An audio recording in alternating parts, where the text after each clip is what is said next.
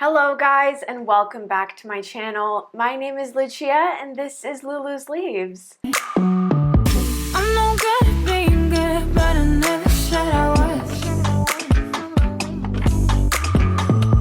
And I feel misunderstood, cause I'm trying hard to love. Today I wanted to go around my plant room and talk to you guys about propagation. I specifically want to discuss node propagation today. If I'm being honest, node propagation is probably my favorite type of propagation because it's so rewarding.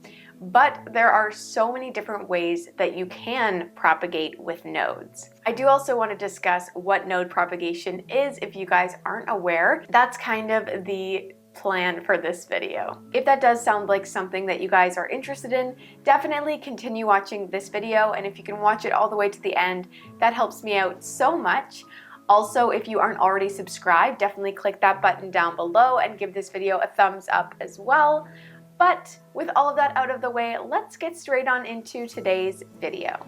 So let's start off by asking ourselves, what is node propagation? If you don't already know, plants produce nodes as they grow, and the leaves grow from those nodes, but the plant also produces auxiliary buds that give that plant another chance to grow another leaf from that same node. So for example, if you have a plant and a leaf falls off that plant, you actually can chop that up and grow a whole new plant out of that. If your plant loses all of its leaves, there is a possibility that that plant will be able to come back because of node propagation. I'll show you an example here with my Philodendron ploumanii. This plant has lost a lot of leaves on its journey, and now I just have kind of a long stolon across the surface of the soil. But I could actually very easily node propagate each of these nodes. So let me show you. So this here is the stolon, and right here is one node, right here is another node, and then there's also a node right behind this leaf.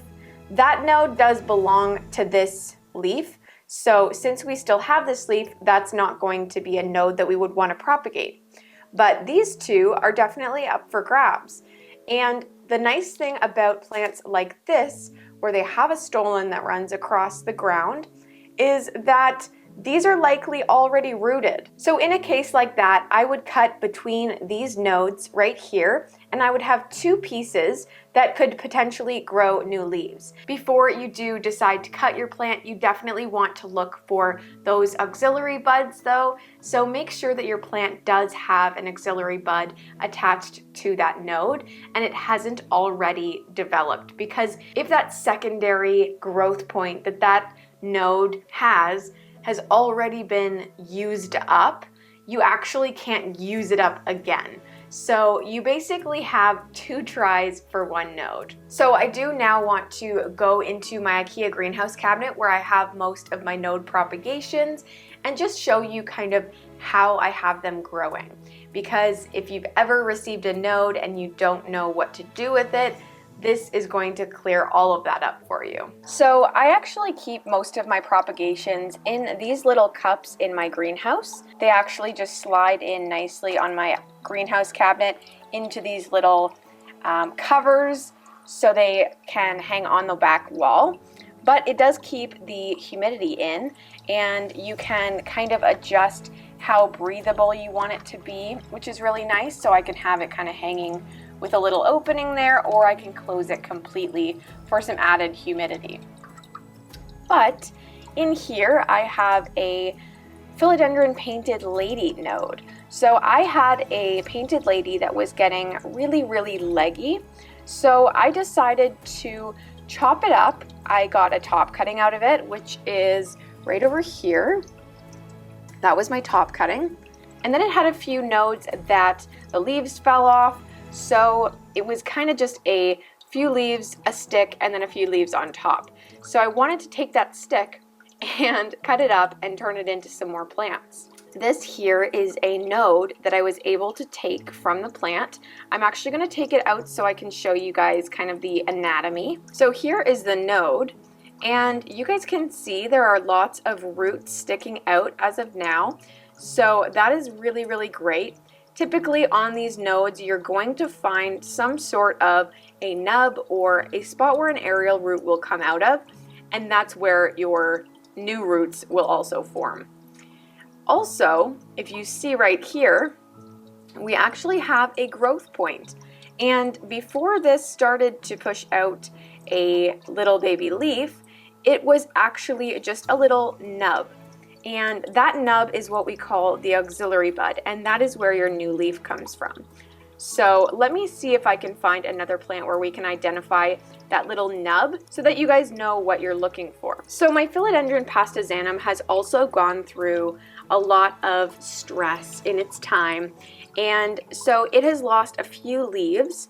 And you guys can see that if you look at the stolon here. So this is very similar to the Ploumanii I showed you guys earlier, but this plant has a little bit more obvious nodes, or at least a little more obvious buds. So if you look there, you can kind of see a green little circle. That is an auxiliary bud, and you can see that it's attached to a node.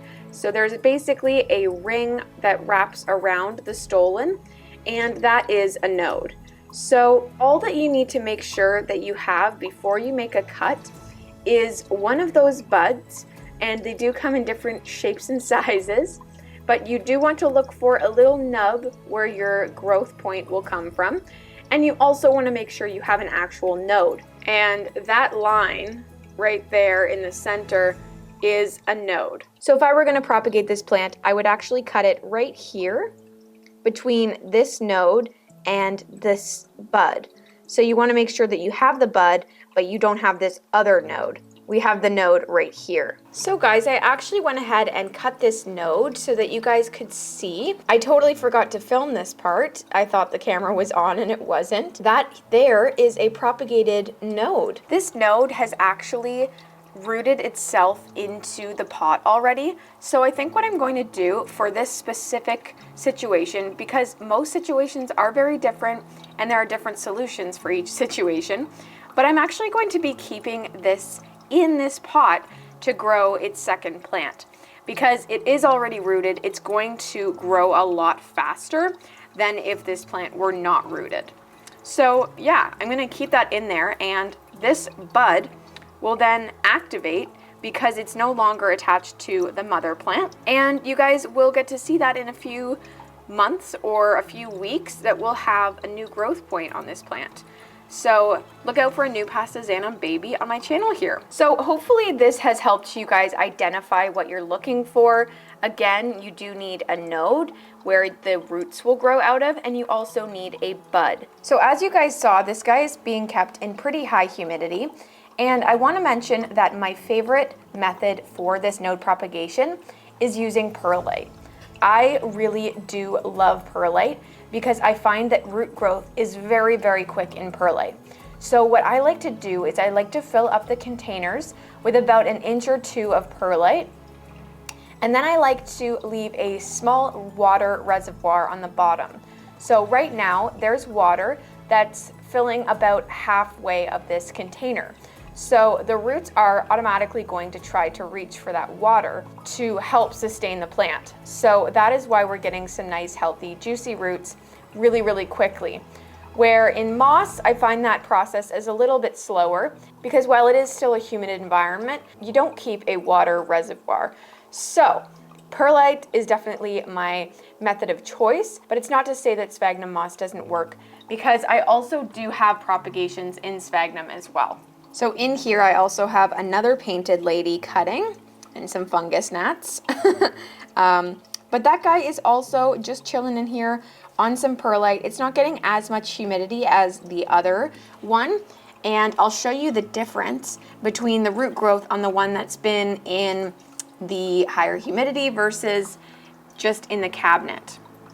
So this got chopped at the exact same time. There's actually no root growth or very, very little root growth. But just so you guys start to really be able to identify those buds, you can see it right there just above that node. That is a little auxiliary bud. It's very small, but it is still a bud. So now I just quickly want to show you guys some of my successful node propagations, because I think that it is really helpful to kind of see where you can end up, because it is a little bit daunting when you just see your little chunk sitting in some perlite or sphagnum moss. It does eventually turn into a plant, I promise. So this guy here is a philodendron mammae, and this was actually a different type of node propagation. This one did start out with some roots because this was actually a bottom cutting. So while I didn't separate this guy from its mother plant, I did cut off the entire top of the plant. You can see there, that is where I made the cut. And at that point, it didn't have any leaves. So because it was rooted and because it had unused auxiliary buds, it was actually able to put out, I think three separate growth points. So we started off with a plant that had one growth point and was growing somewhat poorly. And now we have a plant with 3 separate growth points, which is actually amazing. And I'm really, really, really happy with this one. I was able to get rid of the top cutting that I didn't love anymore. And now I'm left with this little beauty here. So yeah, those all came out of those little buds that I showed you earlier. And it's growing super, super well. This leaf you're starting to see the splashing on, which I think is really, really cute. But I can't wait to see how this one grows. Sometimes when you have a plant that's not growing super well, that is what you have to do. You just have to start over. And with these buds, it gives you that opportunity. So this is the mammae. This guy here is the next one. I actually just pulled it out of moss so you guys could see. But this is a Syngonium node propagation. You can see this was just cut as a stick, and then it started a growth point out of a node that was not already used up. So now I have this really adorable Syngonium cutting, and there's even some new growth on the way there. You can see the leaf is a little bit pregnant. It's got a little bump there, but yeah, this guy is definitely a success story. I'm pretty sure this is the propagation that I got from Nikki from Plants, Pots, and Whatnots. The leaf eventually did die off, but this is what we have, and it's so, so adorable. So I'm really, really super happy about this one.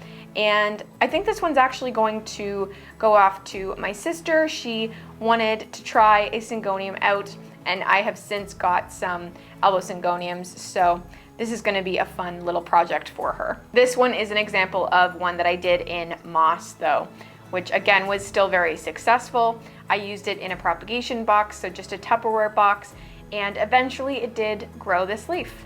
The last one that I want to show you is actually not a node propagation, but it is an example of auxiliary buds being activated. So my Philodendron gloriosum was cut up so many times by me and it had to start pushing out growth from its auxiliary buds because I cut off the growth points. So I'm going to take you back there and we'll see those auxiliary buds being activated. So back here we have my new growth point on this gloriosum. Sorry, I have a flashlight here because it's pretty dark. If you look right there, you might be able to see that this plant had to force its way out just on the top of that stolon there, and the edge is cut off. So this actually pushed itself out of a new auxiliary bud, and it has 2 brand new leaves from there and 1 on the way. So that's just an example of this plant wanting to continue to grow and finding a way by using that auxiliary bud. There's also another example of the same thing right there, but this one's actually coming out from the center of the plant rather than from the end. So it activated a node between leaves that already exist. So that will be interesting to watch grow as well. All right, guys, that's going to be it for this video. I really hope you enjoyed it. I'm sorry if it was a little bit scattered, but I do at least want to try to give you some knowledge. I'm sorry if it didn't work out exactly how you had hoped.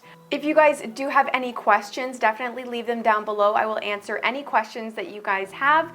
So definitely just leave your concerns down there if you didn't get exactly what you wanted out of this video. With all of that being said, guys, if you're not already subscribed, definitely click that button down below and give this video a thumbs up. But that's going to be all from me. Thank you so much for watching, and I will see you guys in the next one.